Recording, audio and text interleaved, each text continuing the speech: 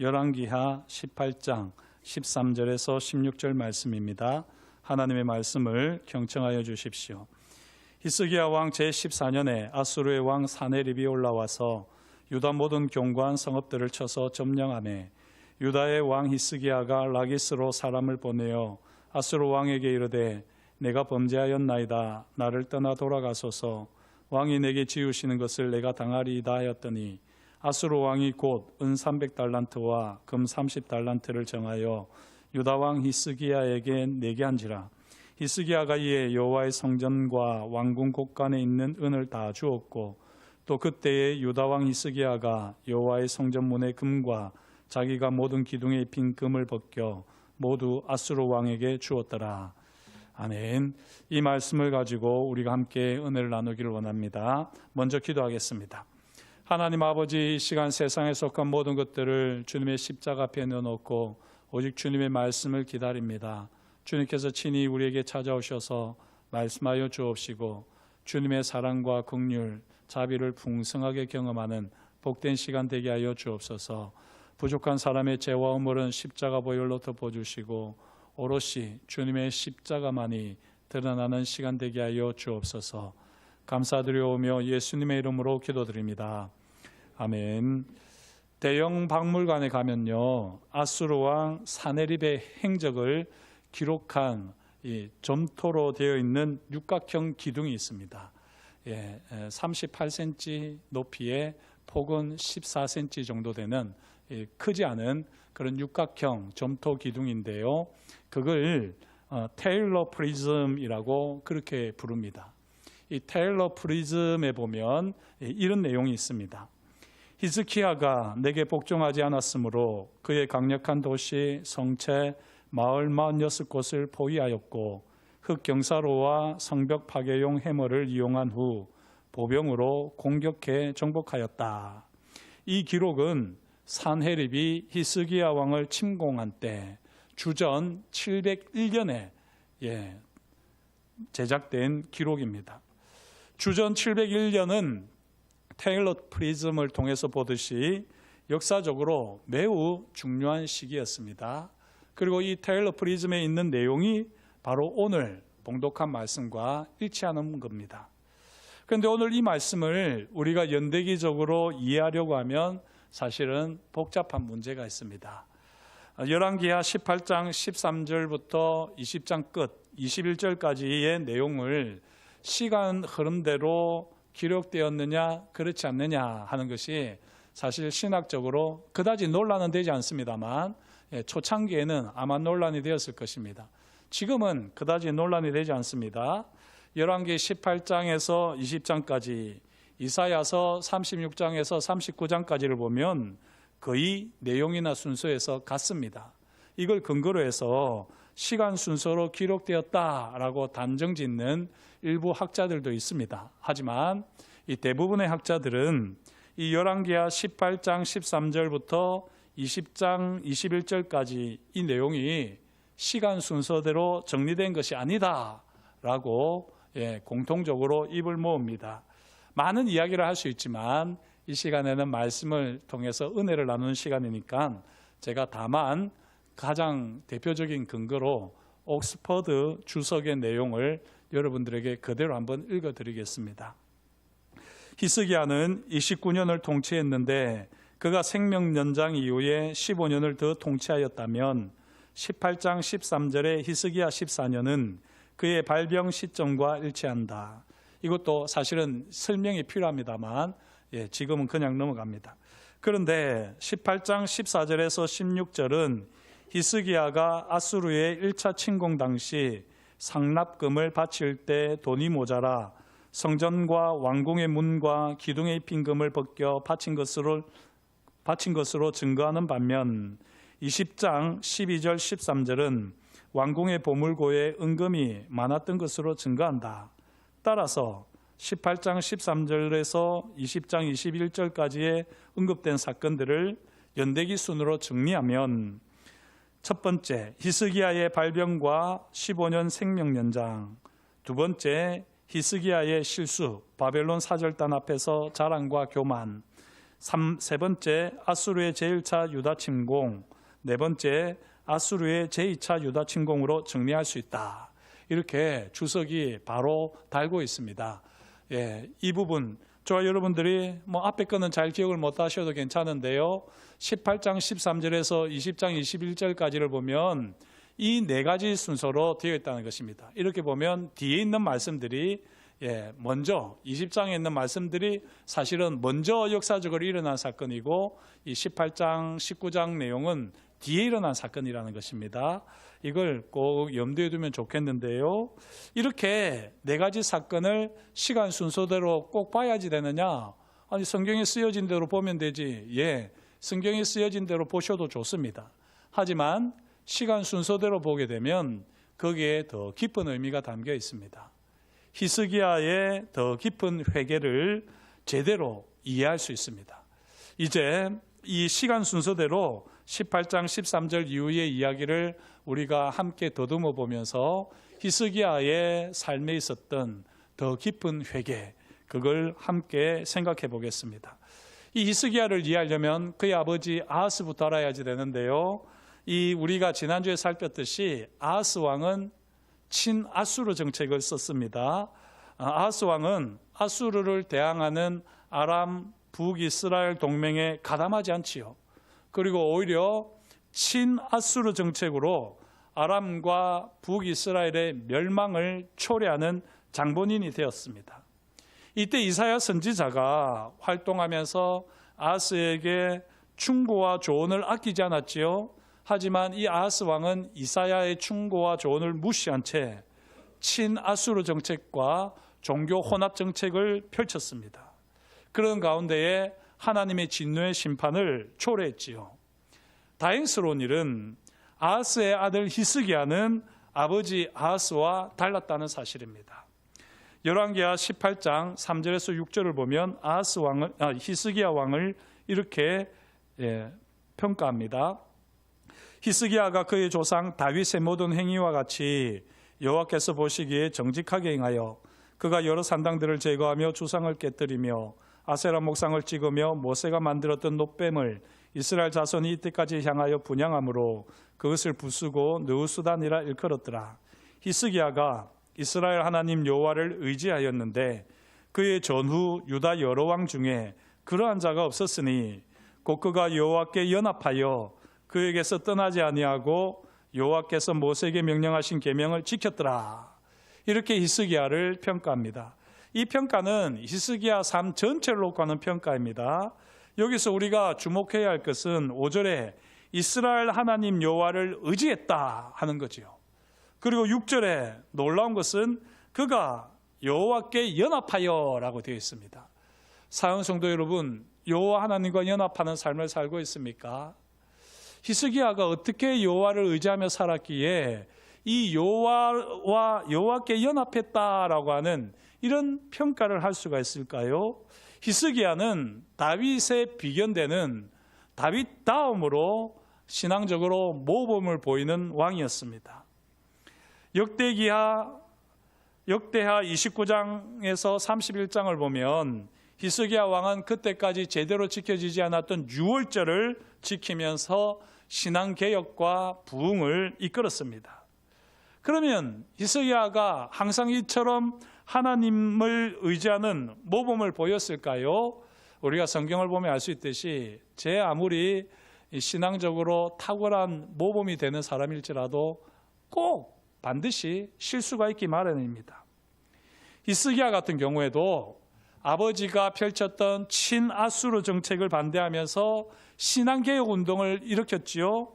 그것은 참 훌륭한 일입니다만 아버지의 친아수르 정책을 반대하다 보니까 안타깝게도 너무 반대로 나가버렸습니다.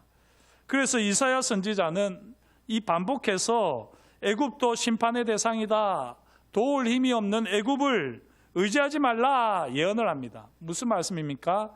히스기야가 친아수르 정책에 반대하면서 친애굽 정책을 펼쳤더라는 것입니다.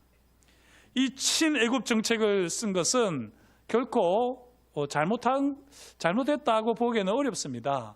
당시에는 이스라엘 주변에 있었던 나라들이 다 연합하여서 아수르를 대항했는데요. 그 아수르를 대항하는 과정에서 대부분의 나라들이 친애굽 정책을 펼쳤습니다. 히스기야도 주변국들의 흐름에 편승한 것이죠. 대승을 따른 것입니다.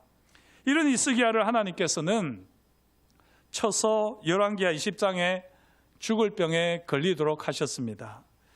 이때 히스기야가 어떻게 합니까? 아버지 아하스와는 달리 하나님 앞에 눈물로 기도합니다. 그게 열왕기하 20장 3절 말씀인데요. 여호와여 구하오니 내가 진실과 전심으로 주 앞에 행하며 주께서 보시기에 선하게 행한 것을 기억하옵소서 하고 히스기야가 심히 통곡하더라. 하나님께서는 히스기야의 눈물을 보시고 해시계의 그림자가 10도 뒤로 물러나게 하는 큰 징조와 함께 히스기야를 완전히 회복시키셨습니다. 병에서 온전케 하셨습니다. 그렇다면 이제 히스기야는 어떻게 살아야 하겠습니까? 하나님께서 보여주신 큰 징조와 함께 베풀어 주신 그 큰 은혜에 감사하면서 이 히스기야는 모든 것이 하나님의 은혜인 줄 알고 감사하며 하나님께 영광을 돌려야죠. 그렇지 않습니까? 그런데 이 히스기야가 중병에서 나았다는 소식을 듣고 바벨론 사절단이 방문합니다. 이때 히스기야가 어떻게 하느냐? 하나님의 큰 은혜를 노래하지 않습니다. 하나님께서 베푸신 은혜를 자랑하지 않고요, 자신의 보물창고와 금은보와 무기고를 보여주었습니다. 성경에는 그냥 보여주었다고 하지만 이사야가 히스기야를 책망하는 것을 볼 때에 이 히스기야는 오히려 이 모든 것들을 자랑으로 여겼던 것입니다. 왜 이랬을까요? 사실 바벨론 사절단이 히스기야를 방문한 이유가 있거든요. 당시에 아수르를 향하여 반기를 들고 있던 나라들, 그 주변 세력들을 다시 한번 결집시키기 위해서 이 신생국가 바벨론이 힘을 모으고 있었습니다. 그러면서 이 히스기야에게도 우리가 반아수르 동맹을 맺자라고 제안을 하면서 온 것이었습니다. 이때 히스기야는 자신의 보물창고와 금은보와 무기고를 보여주면서 자랑을 했던 것이죠. 교만을 떨었던 것입니다. 그러면 히스기야가 이렇게 한 것이 옳은 일입니까? 결코 아닙니다. 그죠? 예, 이미 반아수르 동맹에 가담하면서 친애굽 정책을 펼쳤을 때에 하나님의 징계를 경험하지 않았습니까? 죽을 병에 걸렸더랬습니다. 그리고 그 병 가운데서 하나님 앞에 통곡했을 때 하나님께서는 큰 은혜를 베푸셔서 이제는 다시 15년의 생명 연장을 허락해 주셨습니다. 그렇다면 히스기야는 이제 오직 하나님만 높여야 되는 것 아닙니까? 누군가 동맹을 맺자고 해도 됐습니다. 저는 이제 오직 하나님만 의지합니다.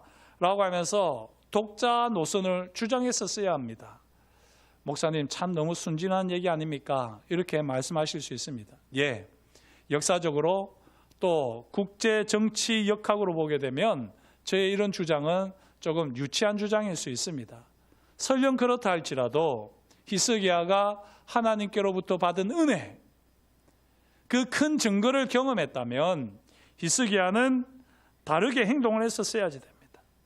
바벨론 사절단에게 보물창고와 금은보와 무기고를 보여주는 것이 아니라 예루살렘 성전으로 나아가 그곳에서 하나님 앞에 예배하고 하나님의 임재와 영광을 보여주었어야 하는 것 아니겠습니까? 그리고 그때 상대의 기분이 나쁘지 않도록 살포시 제가 하나님만을 섬기기 때문에 저는 다른 정책을 펴지 않겠습니다 라고 하면서 독자 노선을 선언했어야 합니다. 하지만 히스기야는 하나님께 영광을 돌리지 않았습니다. 하나님을 의지한다는 믿음의 고백도 없었습니다. 오로지 자기 자랑과 교만을 떨면서 누가 봐도 바벨론과 합작을 하여 반아수르 동맹을 공고히 하는 것으로 보였습니다. 이때 이사야 선지자가 히스기야의 어리석고 교만한 행동을 질책합니다. 그리고 왕의 그 행동 때문에 다음 세대가 바벨론 포로로 끌려갈 것이다 라고 선포를 합니다. 이처럼 이사야가 책망을 한다면 히스기야가 어떻게 반응해야 하겠습니까? 자신이 죽을 병에 걸렸을 때 하나님 앞에서 심히 통곡을 했던 것처럼 하나님 앞에서 울어야 되는 것 아니겠습니까? 그런데 열왕기하 20장 19절을 보면 히스기야는 이렇게 반응했습니다. 히스기야가 이사야에게 이르되 당신이 전한 바 여호와의 말씀이 선하니이다 하고 또 이르되 만일 내가 사는 날에 태평과 진실이 있을진데 어찌 선하지 아니하리요. 이렇게 대답을 합니다. 이 대답이 어떤 것 같습니까? 맥락을 살펴서 보면요, 지금 이 히스기야 왕의 대답은 하나님이 바라시는 대답이 아닙니다. 당신의 그 교만 때문에, 당신의 그 자랑 때문에 다음 세대가 당신과 당신의 후손들이, 이스라엘 백성들이 바벨론 포로로 끌려갈 것입니다 라고 말을 하면 히스기야가 자기 목숨을 위해서 통곡하듯이 다음 세대를 위해서 울어야 되는 겁니다. 제 죄로 인해서 다음 세대들이 바벨론 포로로 끌려가는 일이 없도록 하나님 자비와 긍휼을 베풀어 주십시오 라고 하면서 겸손과 회개의 심정으로 통곡을 했어야 됩니다. 그런데 안타깝게도 히스기야는 그렇게 하지 않았습니다. 열왕기하 20장 19절을 다시 보시면요, 히스기야가 하나님의 말씀을 거부한 것이 아닙니다. 히스기야가 하나님의 사람 이사야 선지자를 통하여 주시는 하나님의 말씀을 그대로 받아들였습니다. 이것만 놓고 보면 별로 잘못한 일 아니에요. 나름대로 잘한 일입니다. 순종과 겸손이 보입니다.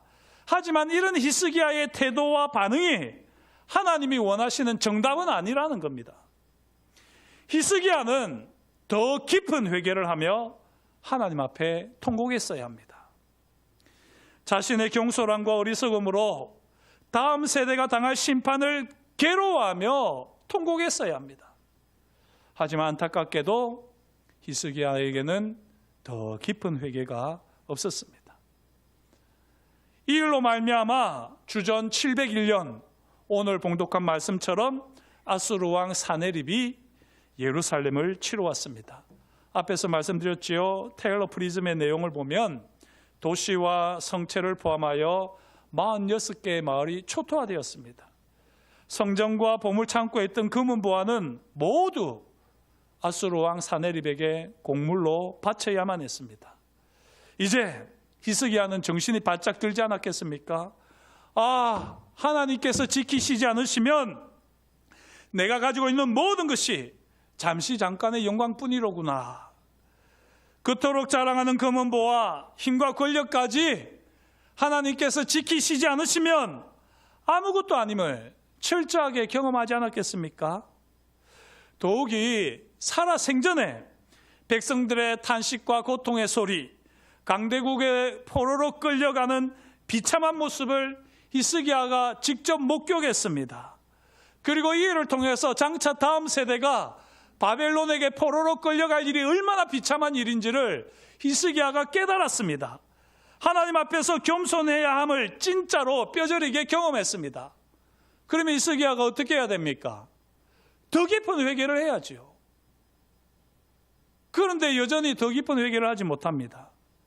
그래서 오늘 말씀 바로 뒤에 있는 10절 이하에서 아수르 왕 사네립이 다시 히스기야를 치러 오지요. 2차 침공이 있게 됩니다. 이때 히스기야가 어떻게 할까요? 비로소 마침내 히스기야는 더 깊은 회개에 이르렀습니다. 이제 사네립을 설득할 만한 아무것도 가지고 있는 것이 없지 않습니까? 이미 금은보화는 곡물로 다 바쳤습니다. 무기고의 무기까지 다 빼앗긴 마당에 무엇으로 사네립을 설득하겠으며 무엇을 가지고 아수르를 상대로 싸워서 승리를 얻을 수 있겠습니까? 이제 아무것도 없기 때문에 히스기야 왕은 오직 하나님만 바라봅니다. 오직 하나님만 의지할 수밖에 없습니다. 그래서 히스기야는 성전으로 가서 하나님 앞에 간절히 기도합니다. 열왕기하 19장 14절에서 19절 말씀인데요. 이 말씀을 보면 히스기야가 더 깊은 회개를 어떻게 했는지 잘 나와 있습니다. 히스기야가 사자의 손에서 편지를 받아보고, 이 사자는 바로 사네립의 사자입니다. 편지를 받아보고 여호와의 성전에 올라가서 히스기야가 그 편지를 여호와 앞에 펴놓고 그 앞에서 히스기야가 기도하여 이르되 그룹들 위에 계신 이스라엘의 하나님 여호와여, 주는 천하 만국의 홀로 하나님이시라. 주께서 천지를 만드셨나이다. 여호와여, 귀를 기울여 들으소서. 여호와여, 눈을 떠서 보시옵소서. 사내립이 살아계신 하나님을 비방하러 보낸 말을 들으시옵소서. 여호와여, 아수르 여러 왕이 과연 여러 민족과 그들의 땅을 황폐하게 하고 또 그들의 신들을 불에 던졌사오니 이는 그들이 신이 아니요 사람의 손으로 만든 것 곧 나무와 돌뿐이므로 멸하였나이다. 우리 하나님 여호와여, 원하건대 이제 우리를 그의 손에서 구원하옵소서. 그리하시면 천하 만국이 주 여호와가 홀로 하나님이신 줄 알리이다 하니라. 사랑하는 성도 여러분, 지금 이 히스기야의 기도는요, 더 깊은 회개의 기도입니다. 더 깊은 회개는 단순히 속 깊은 감정의 변화 또는 이성적인 결단, 그 정도가 아닙니다. 히스기야는 하나님을 나름대로 잘 섬기고 신앙개혁과 부흥을 이끈 왕이었지요. 하지만 히스기야의 믿음 생활이 온전한 것은 아니었습니다. 정치적 상황과 국제적 변화 속에서 제대로 갈피를 잡지 못하고 우왕좌왕 갈팡질팡하다가 세상과 다를 바 없이 흔들리고 자랑과 교만에 휩싸일 때도 있었더랬습니다. 이런 히스기야에게 하나님께서는 더 깊은 회개를 요구하셨습니다. 더 깊은 회개의 자리로 이끄셨습니다. 그리고 이 더 깊은 회개를 통해서 비로소 히스기야는 앞에서 열왕기하 18장 6절에서 보았던 대로 하나님과 연합을 이루십니다. 사랑하는 성도 여러분, 하나님과 깊은 사귐을 가지고 싶습니까? 하나님과의 연합을 경험하고 싶습니까? 그러면 적당한 회개에 만족하지 마십시오. 더 깊은 회개의 자리로 나아가셔야지 됩니다. 오늘 히스기야를 통해서 우리에게 보여주시는 더 깊은 회개의 자리가 무엇입니까?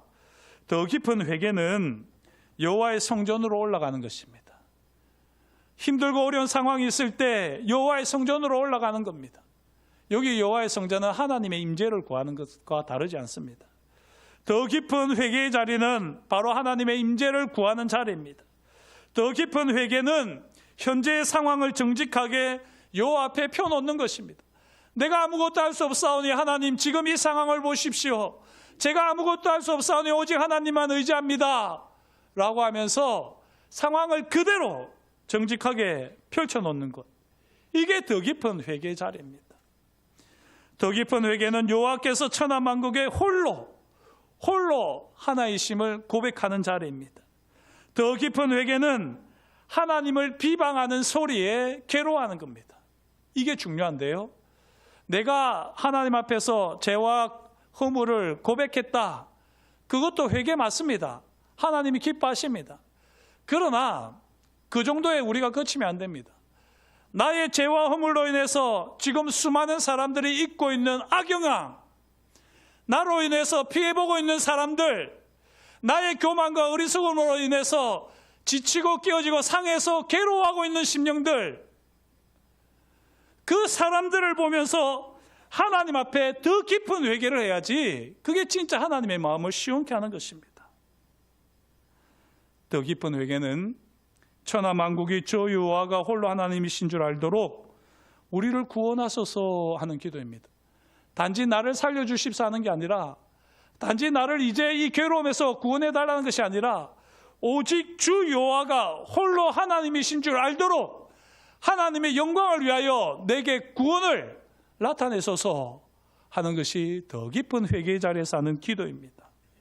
사랑하는 성도 여러분, 저와 여러분들이 회개하는 삶을 살고 있지요. 더 깊은 회개의 자리로 나아가셔야지 됩니다. 그래야지 여호와 하나님과 진정한 연합을, 하나님의 사랑을 깊이 경험할 수가 있는 것입니다. 십자가에서 죄와 허물이 깨끗이 씻겼다, 그걸로 만족하십니까? 그것 회개 맞습니다. 그러나 하나님이 정말 우리와 연합하기 위해서 우리를 더 깊은 회개의 자리로 끌고 가십니다. 사랑하는 성도 여러분, 죄와 허물을 용서해 주신 것에 만족하지 마십시오. 아직도 여러분들이 상처 입힌 사람들은 피눈물을 흘리고 괴로워합니다. 아직도 저 때문에 상처 입은 사람들은 밤잠을 설쳐가며 괴로워하는지도 모르겠습니다. 그렇기 때문에 우리가 십자가 보혈로 내 죄와 허물이 씻겼다, 할렐루야, 그것으로 끝내면 안 됩니다. 십자가를 지고 주님을 따라 십자가의 길을 가야지 더 깊은 회개에 이룰 수 있습니다. 주님이 십자가를 지고 자기를 부인하고 나를 따르라 말씀하셨잖아요. 십자가 은혜, 죄와 허물을 씻기 위해서 십자가 붙드는 것, 그리고는 또 십자가를 내팽기고 마음대로 살아가고, 그리고 다시 십자가 앞에 와서 또 용서를 구하고, 물론 그것도 귀합니다. 너무 귀하고 아름답고 소중합니다. 하지만 언제까지 우리가 그렇게 살겠습니까? 더 깊은 회개의 자리에 나가서 정말 주님께서 말 그대로 십자가로 우리를 연합하게 하시기까지, 십자가로 우리를 화목하게 하시기까지 십자가를 묵묵히 지고 하나님께서 우리에게 주시는 그 기회를 바라보면서 더 깊은 회개의 자리로 나아가야 할 줄 믿습니다.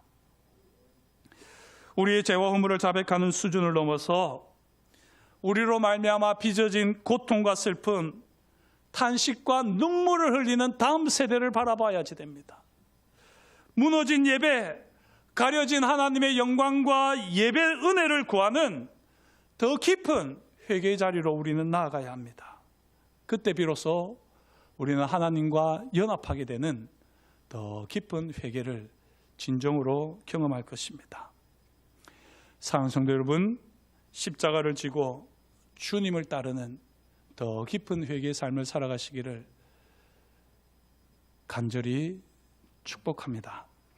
하나님의 구원을 경험하고 오직 여호와 하나님만이 홀로 하나님이심을 우리가 선포하는 예배자의 삶을 바로 살기 위해서는 반드시 십자가를 붙드는 것 이상으로 십자가를 지고 묵묵히 주님을 따르는 순종이 있어야지 됩니다.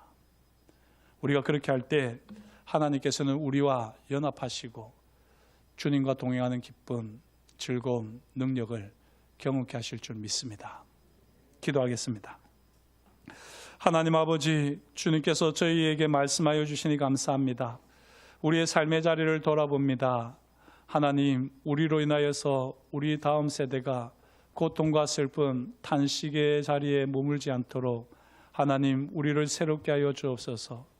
우리로 인하여서 하나님 아버지, 다음 세대가 무너진 예배를, 가리워진 하나님의 영광과 은혜를 경험하지 아니하도록 주여 우리를 새롭게 하여 주옵소서.